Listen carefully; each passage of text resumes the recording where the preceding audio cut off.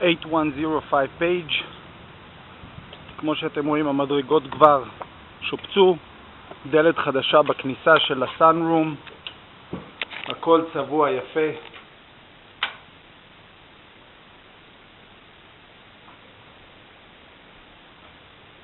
איך שנכנסים לבית, הבית צבוע, יש כבר בליינד, כיסויים לחלונות, שטיחים מקיר לקיר יפהפיים,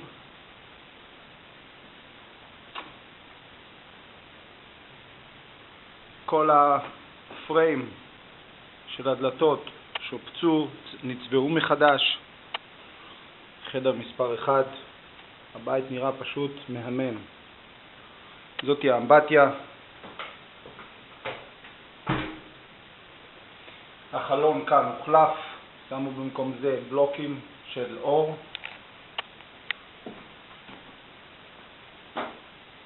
הכל הוחלף כמו שאתם רואים. קבינט חדשים. חדר מספר 2, כל האורות חדשים עובדים.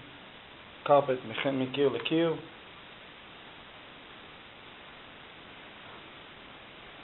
סלון פשוט יפהפה, מהמם, ענק.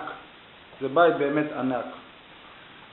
זה המטבח, אינסטליישן של new wood flooring, כמו שאתם רואים.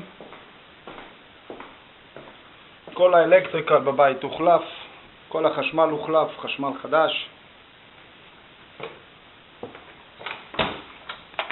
זה הבייסמנט, אנחנו נגיע לזה עוד רגע. קומה שנייה.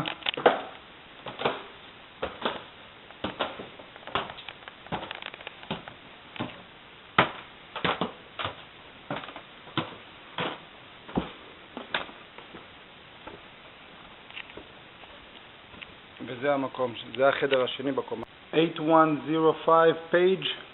כמו שאתם רואים, הבייסמנט לגמרי נראה אחרת, צבוע. צבעו אותו, הורידו את כל העצים שהיו על הבייסמנט. שמו במקום החלונות הגרועים, שמו במקום זה אבנים של זכוכית. הבייסמנט נראה כמו שצריך עכשיו. אפשר למעשה לגור בו, אפשר להיות בו, לשחק בו.